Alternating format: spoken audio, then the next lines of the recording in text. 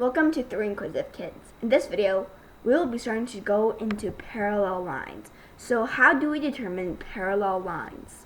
This is actually our 4th video of this chapter, but the previous 2 videos were both part of the same lesson, part 1 and part 2. And we were talking about abstract math and some logical thinking. So in this lesson, we will be starting to dive into more specific concepts in math. Our learning goals for today is to be able to determine parallel lines and understand and master the derivation process of the axioms and theorems of parallel lines. I want you to observe this picture. Can you find any parallel lines? How do you know they're parallel? In this picture, when we look at it, there aren't much parallel lines. Except if we were at this place, we would probably know that, for instance, these 2 bars on either side of the railroad would be parallel because they would never touch. Karen uses the following method to create parallel lines. Do you think her approach is correct? Why do you think so? You can see that she took 2 of these identical triangular rulers and she put them together like this. And she said that these 2 sides or these 2 lines are parallel. So do you think she is correct? I mean, it makes sense, right? These 2 lines should be parallel, but how do you know for sure they are? How can you prove them using math? I want you to think about this throughout the rest of the lesson. When 2 straight lines are cut by a transversal and the resulting transversal angles are equal, then the 2 straight lines are parallel. So what does this mean? This is a new axiom we're learning. When 2 straight lines are cut by a transversal. This is a transversal line. It's like getting intersected. And the resulting transversal angles. What are transversal angles? Well, for example, here we have angle 1 and angle 2. So they would be transversal angles. You can see how they're kind of in the same location, except that one is on line A and one is on line B. Until they are transversal angles. And we know that they are equal, so they're congruent. Then the 2 straight lines are parallel. And here we have a theorem. When 2 straight lines are cut by a transversal and the alternate interior angles are equal, then the 2 straight lines are parallel. So what does this mean? What is an alternate interior angle? Well, here I'm going to draw another angle, angle 3. That would be the alternate interior angle of angle 2. And it's saying that if angle 3 equals angle 2, then line A is parallel to line B. Here we have an axiom. An axiom is something that is basically accepted by all mathematicians, including you and me. And a theorem is a proved proposition that is true. So theorems are usually based off of axioms because when you try to prove a proposition, you usually use some axioms. So what does this really mean? Proof. As shown in the figure, angle 1 and angle 2 are the alternate interior angles created when lines A and B get intersected by line C. And we know that angle 1 equals angle 2. Prove that A is parallel to B. What we're trying to prove over here is the theorem we just talked about. Because angle 1 equals angle 2, we are given that. And angle 1 equals angle 3, we know that vertical angles are congruent. You could just write the vertical angles theorem. Therefore, angle 2 equals angle 3, because that's a property of equality. You can see here that we have 2 equations. Angle 2 equals angle 1, which equals angle 3. And using the property of equality, we can just ignore the angle 1 in the middle and write angle 2 equals angle 3. Therefore, A is parallel to B because angle 2 and angle 3 are transversal angles, and we just use a transversal angle axiom. When 2 lines are cut by transversal and the resulting alternate interior angles are congruent, then these 2 lines are parallel. Because angle 3 equals angle 2, therefore, A is parallel to B. Later on, when you come across a harder problem or a more complicated problem, you don't have to reprove that theorem all over again. You can just take the theorem and use it. And this theorem actually has a specific name. It's called the alternate interior angle theorem.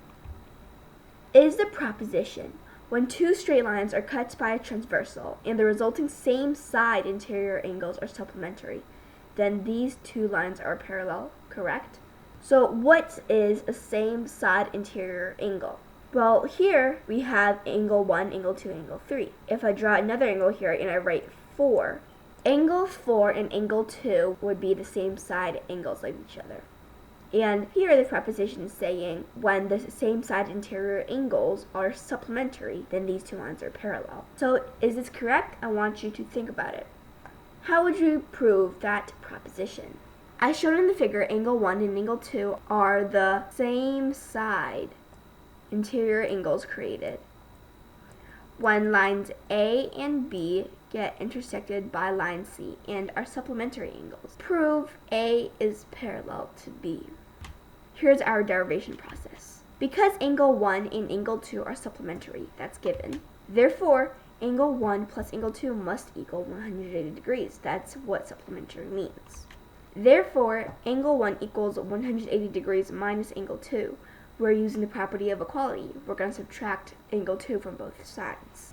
And also because we know that angle 3 plus angle 2 equals 180 degrees, that's the definition of a straight angle.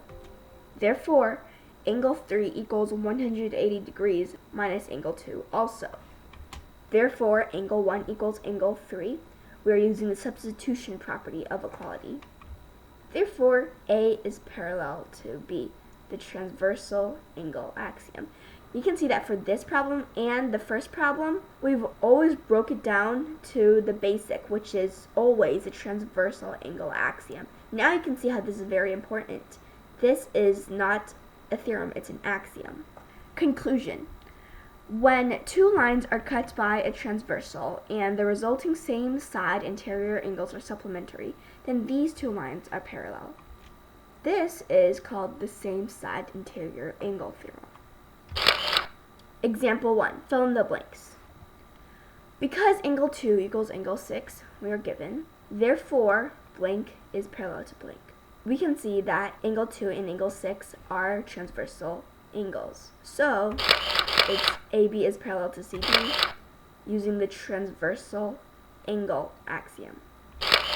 Because angle 3 is equal to angle 5, that's given, therefore AB is parallel to CD because of the alternate interior angles theorem.